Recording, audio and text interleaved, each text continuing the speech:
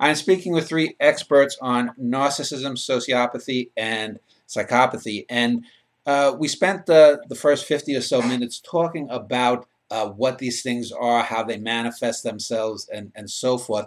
I want to get sort of, I guess, a little bit more real world and how these things affect. And so let me start with Wendy, since she wrote her book on narcissism.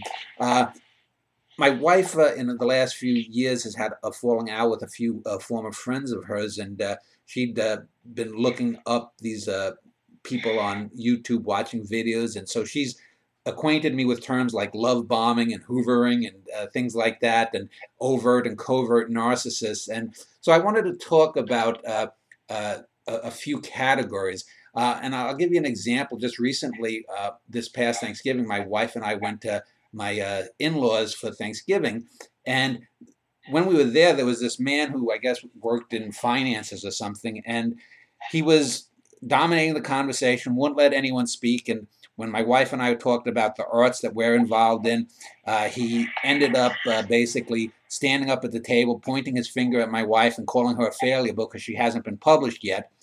And my wife ran off crying after giving him the finger and telling him to fuck off. And I then told my in-laws that this guy needed to leave there. Then the guy threatened me, and things didn't get out of hand.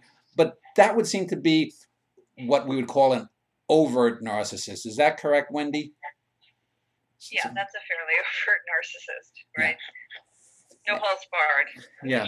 And a covert narcissist would be someone, for example, my wife sometimes likes to point out how much better she is than other women in my past. And I was looking at some old love letters from a woman that I once knew, and my wife was pointing out, see, this is love bombing. She wants you to think only of her. And then, just as my wife said, once I had given my affections, this person was no longer interested. And my wife said, see, that's a covert narcissist. And there were some other things too. So let me just talk about those two broad categories. The in-your-face, pointing the finger at someone, I'm better than you, I make more money, overt narcissist, versus the needy, I guess you would call covert narcissist. Can you define, Wendy, if those are correct terms for those things? And are there other kinds of narcissism other than overt and covert? Yeah, well, there's lots of different examples of that. But the overt narcissist is someone who can be right there, right in your face. They're interruptive.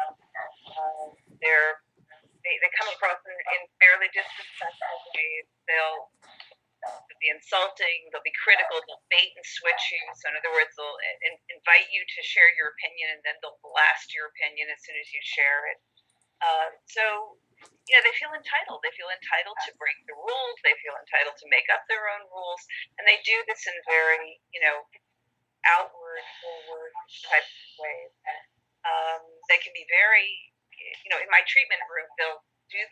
They can become very, I know they're uncomfortable because it's so clear that they've been triggered when they'll start picking on something in the room, a sound, the way the pictures are laid on the wall, something I'm wearing. It could be anything like that because I know something's getting activated inside of them. The covert narcissist is more of what you think of like the martyrs. Yeah.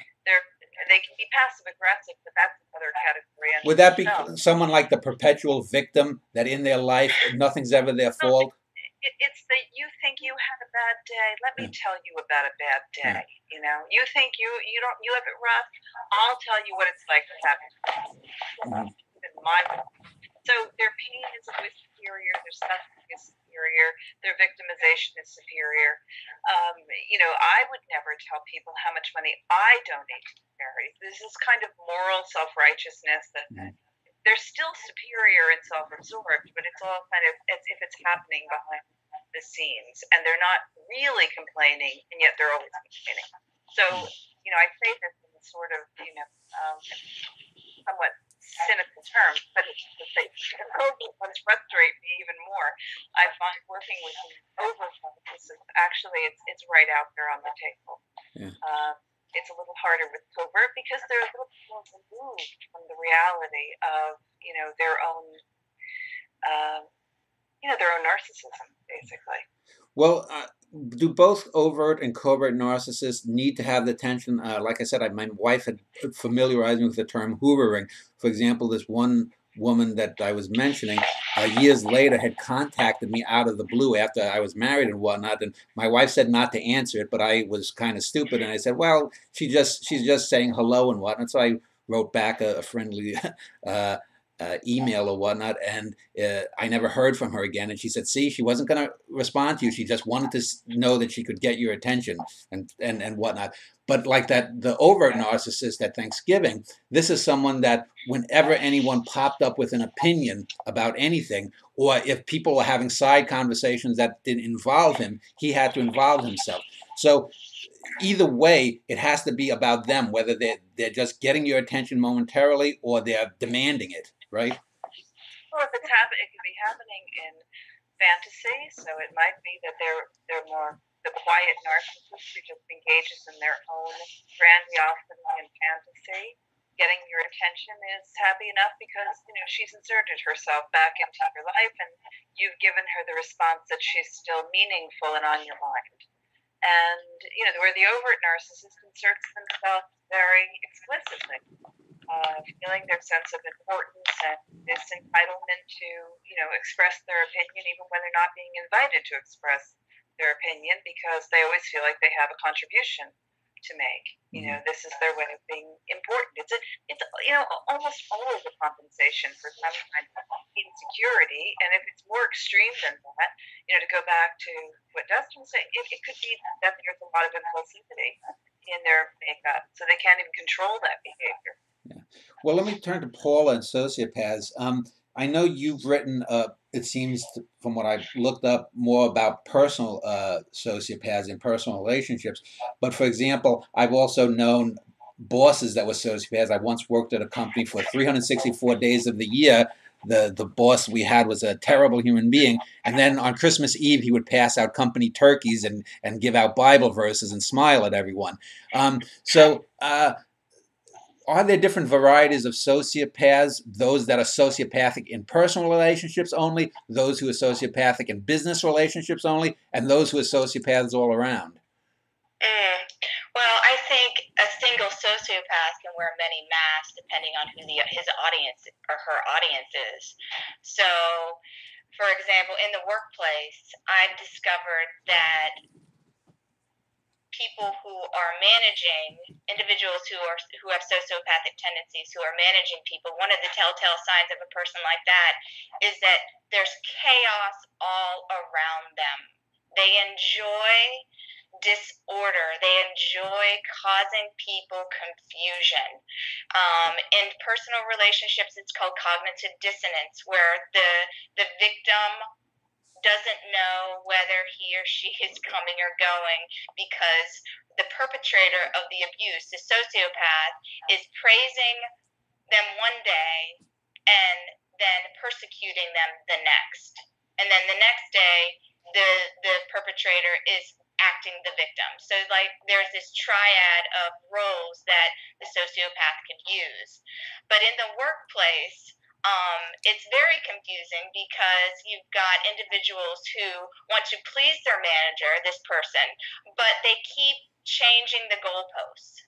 So that's a telltale sign. If you have a boss who says, okay, I'd like you to do this to accomplish this goal, and then the next day you're doing what your boss told you to do, but then he comes back and says, why are you doing that?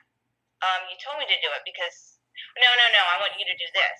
So basically, in the workplace, it mirrors interpersonal relationships as well, but it's just at a different level. It's not as emotional at first. It's not playing with your emotions and as it is in the workplace, where it's actually someone's messing with your career. They're messing with your integrity just by using control and manipulation to cause you confusion. So that's a red flag for anybody in the workplace or in a relationship. If you become confused, you're not normally confused by what is expected of you, then you really need to figure out the source of your confusion and either leave the job, find another job, and or seek a marriage counselor, relationship counselor. So I don't know if that's answering your question, but well, let me just ask: do you think that, say, the bad boss that treats all of his employees like dirt, is that boss more likely to go home and be a bad husband who cheats on his wife, or an abusive mother who neglects her kids? Do you think? well, I guess if you're assuming that bad boss is a sociopath, um, more than likely he or she is abusing every relationship that they're in, because their sole purpose is to be in complete and utter control of every relationship. Some people may or may not be aware that they're being controlled by this person, because I know a lot of people who are in marriages who don't even realize that they are actually in a controlling marriage. They think it's normal. It goes back to what Dustin was saying. This behavior is normalized. You're led to believe that this is normal. Other things are not normal. Okay, so more than likely, yes, if this person is suffering from some type of personality disorder like narcissism or psychopathy or sociopathy, yes, every relationship they're in is being controlled and manipulated. They're hurting people, everyone in their life. Well, let me turn to Dustin about psychopathy. And, when I was younger, I once had to go and testify against someone who I suspected was a serial killer.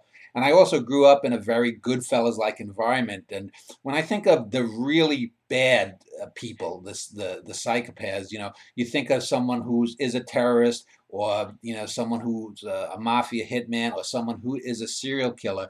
Are there different sort of varieties of a psychopath that, because when we think of a serial killer, for example, a Ted Bundy, we're talking about someone who's psychosexually screwed up, whereas someone like a John Gotti may not be like that, but he might kill just for money. So how do you approach the different varieties of a psychopath? That's a very interesting question. I think the public greatly misperceives the idea that psychopaths have to be violent. They don't. The vast majority of people who are serial killers probably have either strong psychopathic traits or maybe psychotic. But the vast number of psychopaths are not serial killers and have not killed anyone. So, in fact, kind of the more classic kind of development of this construct of psychopathy goes back to a guy named Herbie Cleckley, a psychiatrist who wrote a book called The Mask of Sanity back in the early 40s. And he didn't describe psychopathy at all in terms of violence. It's later, construct, or later people who have investigated it have, discussed the idea that violence is part of the construct of psychopathy. I think what Paul and Wendy would probably both agree with, though, is regardless of violence, antagonism is kind of a component of psychopathy, and that one of the core, in fact, a lot of people investigating psychopathy feel that antagonism, interpersonal antagonism, is probably the core of the construct. When you ask about the typical nature of psychopathy, it's actually it's difficult to answer, because I'll be honest, the field of psychology is still struggling with how we define this construct of psychopathy.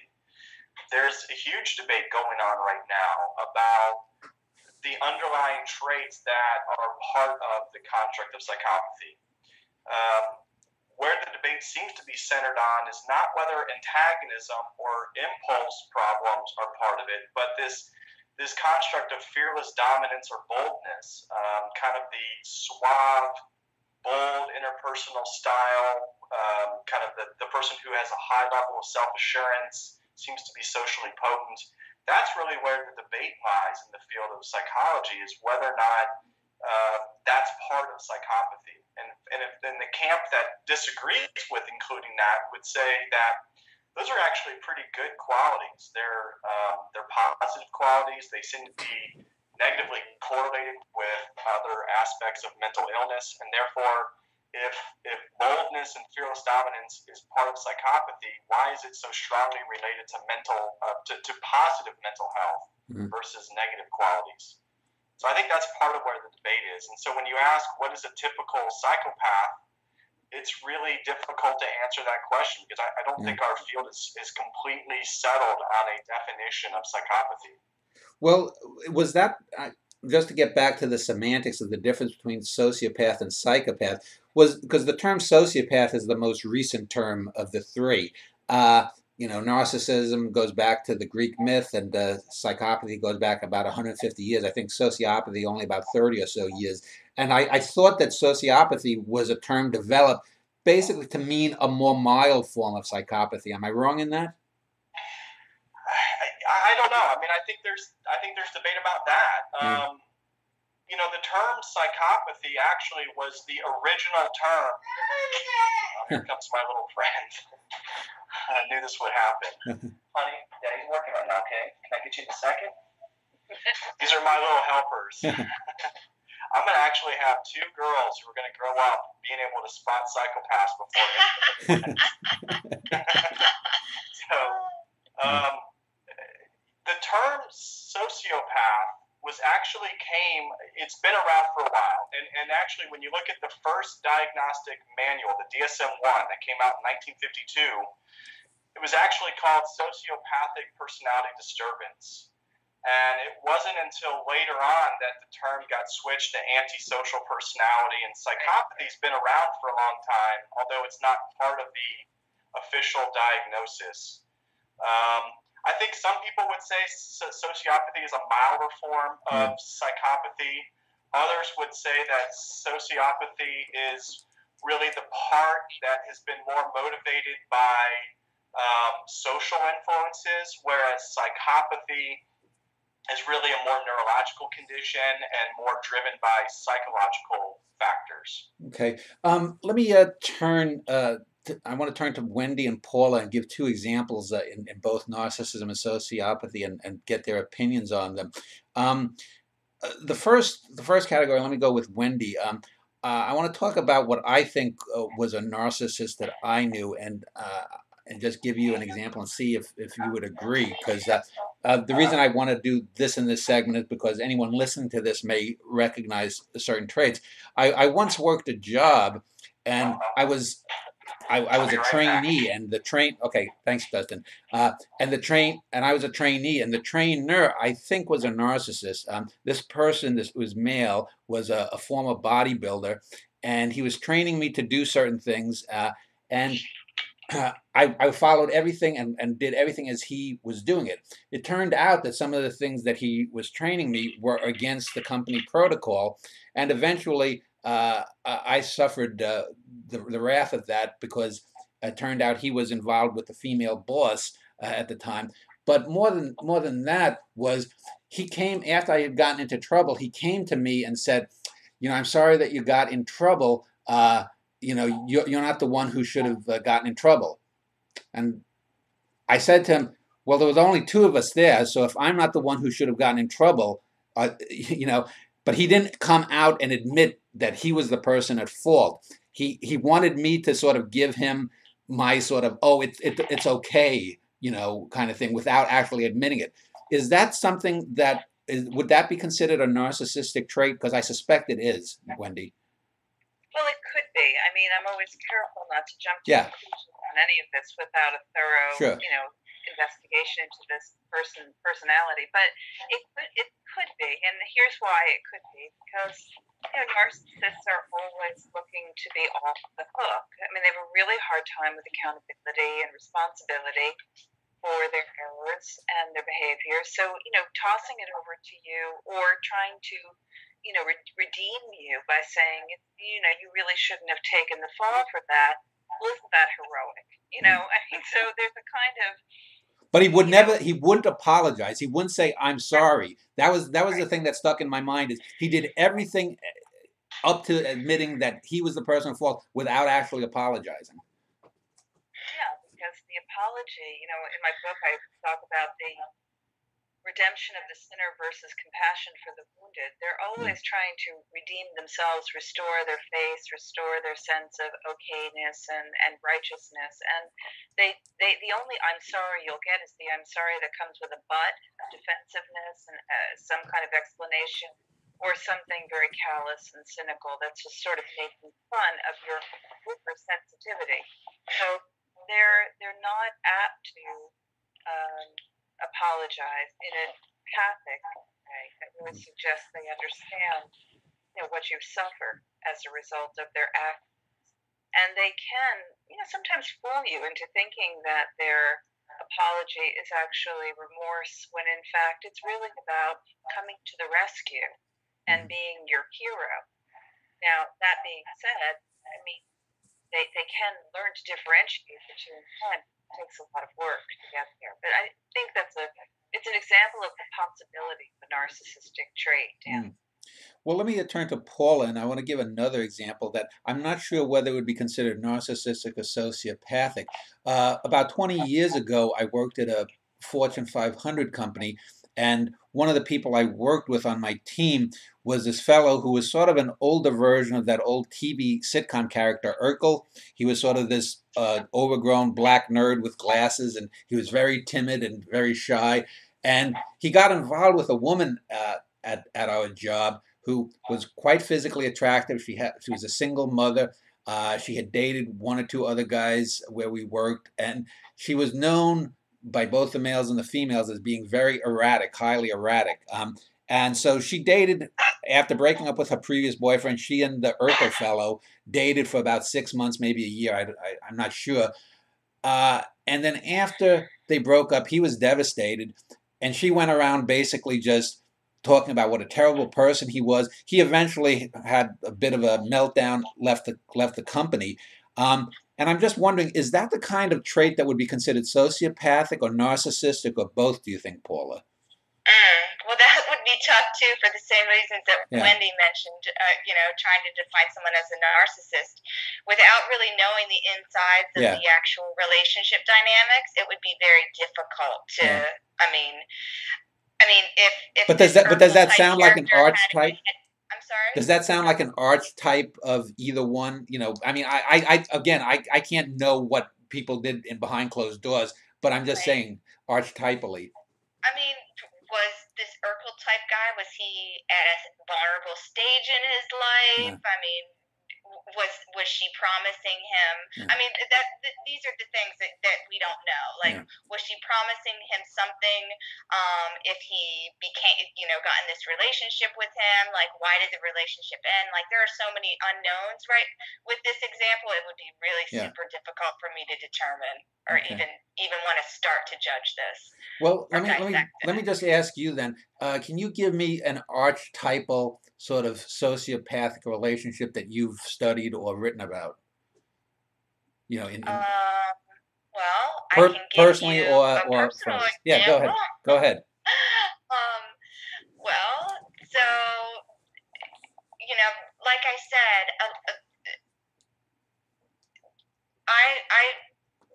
for me, from what I've experienced, and also from the stories that have been shared with me, it seems like these sociopaths who are seeking romantic partners are seeking someone who is currently in a state of vulnerability. This person, their target victim, let's just say, their target is vulnerable for some reason. These targets are generally very, very intelligent people, have a lot of resources, either financial, they're highly educated, they have high integrity. These are like the cream of the crop of society who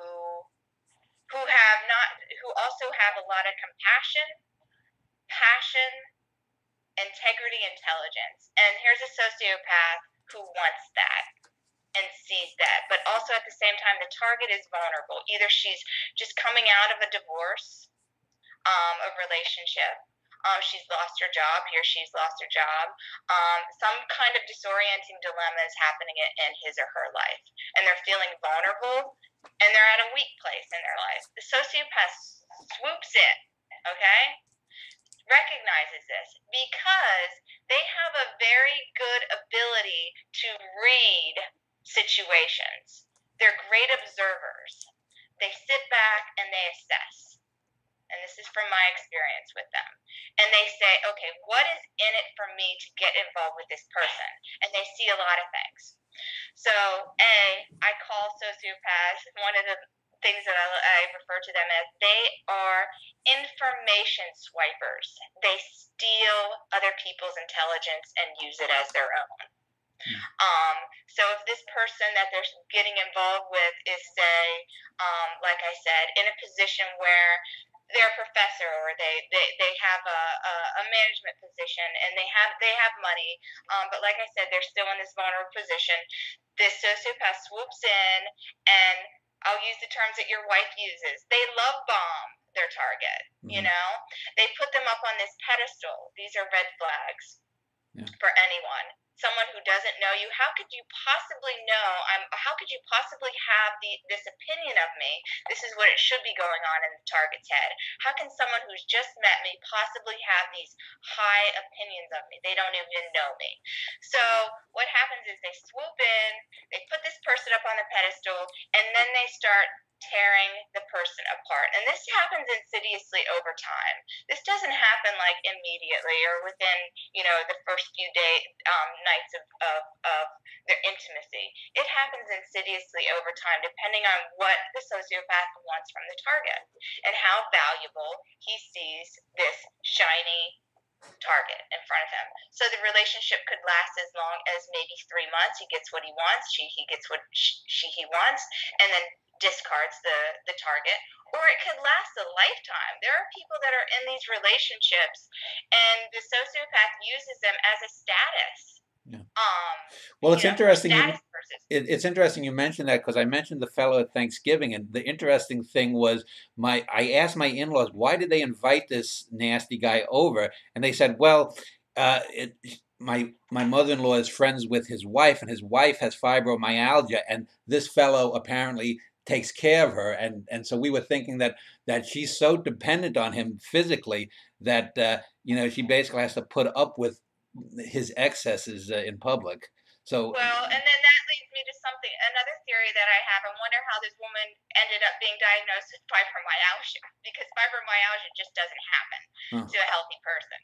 I mean, I really do believe that these toxic relationships can lead to many medical conditions for their targets, anything from depression and anxiety to something like fibromyalgia and even cancer in some cases. But that could be a completely different panel. Discussion. Well, let me turn to Dustin. I had given Wendy and Paula examples from my own personal life of what I thought might be narcissistic or sociopathic relationships or people. I wanted to ask you and give you, though, a famous fictional example. Some years back, I reviewed the film Taxi Driver with Robert De Niro. I'm sure you're probably familiar with it, Dustin. And in most of the reviews of that film, the critics are always calling the character played by De Niro, Travis Bickle, a psychopath. And I argued, no, Travis Bickle is not a psychopath. He was a borderline personality, because he's capable of love, he's capable of deep affection, and it's almost an overdose of this for the Jodie Foster character, for the Sybil Shepherd character in the film that he sort of obsesses on, that is his undoing. He's not a psychopath. If you've seen that film, would you agree that a character like Bickle isn't a psychopath, more of a borderline personality? And can psychopaths actually love? So I first got to acknowledge it's been many years since I've seen Taxi Driver. Yeah. So I can't probably comment as much on that character. One thing, though, I've noticed in the discussions that we've had in this last segment is one thing that I would point out, and something I've had experience with, I did a study over the course of 3 years at a medium security prison in central Kentucky. And in that time, my students and I interviewed probably 250 to 270 male inmates. And there's a tendency, I think, to point out examples and overly rely on specific instances to classify these overarching constructs of narcissism, psychopathy, and sociopathy. So let me give you an example. A student would say, this guy that we're rating now on these various checklists and clinical rating systems, this guy killed 2 people. He's got to be a psychopath, right? Yeah. And I would say, no, he doesn't have to be a psychopath. In fact, most of the people who were in our sample, we had roughly 40 to 50% were in for homicide-related offenses, and our base rate of psychopathy was probably around 20%. So I think there's a tendency, especially by individuals who are not trained on diagnosing and assessing these constructs, to rely on instances, either examples or episodes, and really overly rely on those in terms of classifying what amounts to a personality disorder. So personality disorder, again, is something that happens across time, across situations. So, and I'm sorry I'm not answering the Travis Bickle question. No, that's fine. Dustin, you bring up a good point. Dustin, you bring up a good point, though. Are we sort of over-diagnosing things? Because when we're talking about either autism or ADD or rage disorders, and things, that it used to be that some people were just pretty dumb. Some people were nasty. And now everyone is a narcissist, or they have some acronymic disorder of some form. Do you think that we have overdiagnosed things that were... Yes. Yeah, the short answer is yes. We have a more educated society. We have readily available access to an infinite amount of information. And so I'll just give you 2 examples, WebMD and Wikipedia. You can type in psychopathy, sociopathy, narcissism. You can do a Google search on any of these, and there's the impression that these are extremely easy things to see. Yeah. And so it lends itself to like, oh yeah, this guy showed up for Thanksgiving dinner and he was kind of a jerk to everyone. Yeah. This guy must be a psychopath, or he must be a complete narcissist. I mean, we really don't know kind of what led up, to the guy clearly displaying some antagonistic qualities, and I'm not saying that he doesn't have those qualities, but there are other explanations as well, possible explanations. And so what you'd have to see is, does this guy have a pattern of behavior that in which these kind of qualities emerge, across time, across different relationships, different contexts. Yeah. I know, but let me just ask again, though. Do you think that someone who's a classic psychopath, can they love, and is the ability to love or the inability to love, is that definitionally part of psychopathy? Absolutely, psychopaths can love. Yeah.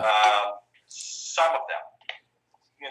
We're again talking about these constructs dimensionally, and psychopathy is not a simple construct. It is a construct that is really encompassed by a variety of underlying traits, and each of these traits can be construed along a dimension. So some psychopaths can have more of an ability to love, and where you actually see the psychopathy might be more of the impulse control problems, and you might see empathy problems in other contexts.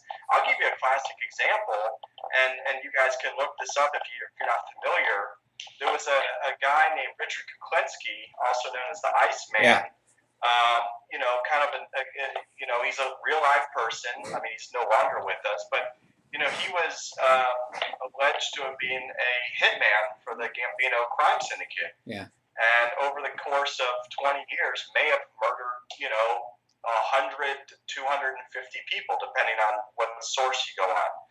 You can watch prolonged interviews with him, and he'll tear up when talking about his family. Yeah. And so, and this is a guy who was married, had kids. There's stories of him, executing people on Christmas Eve, but getting home in time to put the presents out, for the kids. So when they wake up the next morning, they'll have their presents. some would say, maybe this guy views his family as an extension of himself. And so because he's so egocentric, he views his family as kind of part of him.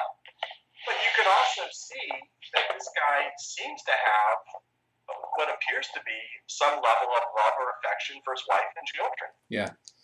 Let me turn back to Wendy and narcissism, since as I've sort of painted it, it's sort of the bottom, I think, of this pyramid. And we talked earlier, I think either you or Paula had brought up the idea about sort of braggadocio or whatnot.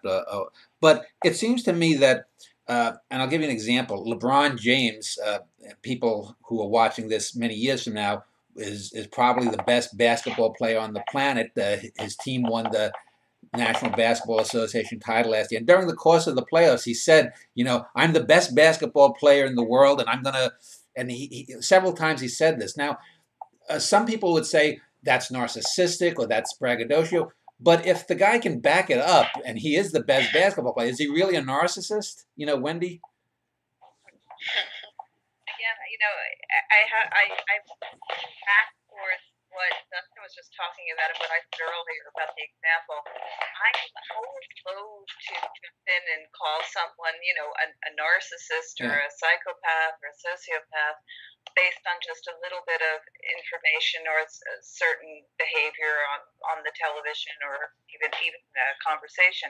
I do think that we have to look deeper at patterns and trends that have happened over a course of time. You could say just shorthand, or maybe in a more colloquial form, is it a kind of maybe harmless Muhammad Ali-like narcissistic quality to brag about oneself in an overly, superior, self-confident way? Okay, perhaps. But I think if we're going to talk about a pathology of narcissism or something more clinically based, then we have to do our due diligence to really examine, the multifaceted, complex aspects of these personality types. And, it goes back to this, we rush too quickly to make diagnoses just based on a little bit of information when there's so much that has to we have to be thoughtful about how we form our conceptualizations on these topics. Let me just ask Paula. Sometimes my wife will talk about people she works with, and she'll say, well, people she's known, and she'll tell me what argument they may have had about something, and she'll talk, and I'll say, well, my opinion is that person is just a little bit fucked up. And she says, oh, is that your professional opinion? And I'll say, well, but you're ascribing things to this person, and you're just telling me, like we said, just this thin veneer of what they've done. And I can't really say anything else. This is, this person may be a terrible person. They may be abusive in their personal lives or whatnot. Do you think that we sort of overdiagnose these things, whether it's narcissism and these other disorders? Yeah, yes. So I get a lot of people contacting me through my website, and the first line is, I'm going to describe something to you, and I need to know if my boyfriend, my husband, is a sociopath. Okay, so I get these paragraphs of details about what this person did, and my initial response is generally I can't really tell you for sure if this person is or isn't a sociopath, but what I can ask you and what you can know for sure is, how does this person make you feel? What is this person's impact on you? It doesn't matter if they're a sociopath, narcissist, or psychopath. If this person is making you feel less than, if this person is causing you cognitive dissonance, if this person has traumatized you in any way, then it's toxic. So it doesn't really matter if the person is or isn't. The main point is this person healthy for you? So that's usually the bottom line that I give to people. So your wife talking about somebody like that, I would just say, well, how does that person make you feel? Maybe you want to avoid having, conversations with this person. If this person is going to make you feel anxious, and, get your blood boiling, So, I mean, bottom line, we will never know for sure, for certain, unless the science, catches up with all of us, and we can, like prick their finger and determine for certain with a blood test that someone is one of these personality disorders. But that's never going to happen. Yeah, it really is never going to happen. I would only just slightly disagree with that, because I do think we do have ways of evaluating and determining diagnoses if you're working with them in the treatment room. So I do think that there are measures, there are scales and ways that we can determine people diagnostically. But I think when we're out there in society and everyday life, I like your approach to women or people who are feeling disenfranchised or feeling perhaps monopolized or abused by someone, that's really the primary focus. Right. And what I meant by pricking their finger, like as somebody who isn't a therapist, if we could just prick someone's finger, we're in a relationship with someone, we get a blood sample, and take it somewhere to a lab, like parents do if they want to know if their children are doing drugs. So that was my point. Yes, I wasn't definitely not downplaying the research that's going on by therapists and scientists at this time. Yes. All right, well, let's end this there. In the final segment, I'll give you each a chance to wrap up your thoughts, and we'll do that in a moment. Closing remarks now from all three people. Let me start with you, Wendy, since you said you have to go. What are your final thoughts about narcissism, and if you want people who may want to contact you through your website? Well, I appreciate you having me. It's been a pleasure to be with all of you, Paula, Dan, Dustin, to talk about these important topic. I mean, these are some of the most complex, challenging, and complicated personality disorders that we confront as humans in everyday life, as well as in our treatment rooms. And if anyone is interested in talking with me, consulting with me on the topic of narcissism, whether you are a narcissistic person you think you might be, or you're dealing with someone who you think might be narcissistic and you want some help, you can reach me at my website, which is disarmingthenarcissist.com. And thank you again. It's been a pleasure. All right. Thank you, Wendy. The topic has been narcissism, sociopathy, and psychopathy, and I just finished with Wendy Bahari, who has written about narcissism. So I'm going to end with Dustin and Paula, and let me just start with Dustin first, and then Paula can have the last word. In this recent election cycle, for example, with Donald Trump and Hillary Clinton running for president, both sides, left and right, were slagging each other. Donald Trump was a psychopath who pussy grabbed. Hillary Clinton was a sociopath who was going to get us into a war and whatnot. Do you think that we do a disservice to these real terms when we throw them about so casually about, public figures, and not only, politicians, but about sports stars or rap singers or that kind of thing? Well, I think, I think all three of these things that we've talked about today not only are complex, I would agree with Wendy, they're extremely complex, but they're also extremely fascinating. And we've known about people who display these characteristics for as long as we've been people. So, I think it's not surprising that, come this election cycle, these sort of labels have been thrown around. I mean, you could have looked at any number of articles in the lead up to our election that would suggest that Donald Trump or Hillary Clinton are both psychopaths, narcissists, or sociopaths. I mean, there's just no shortage of those types of topics and articles.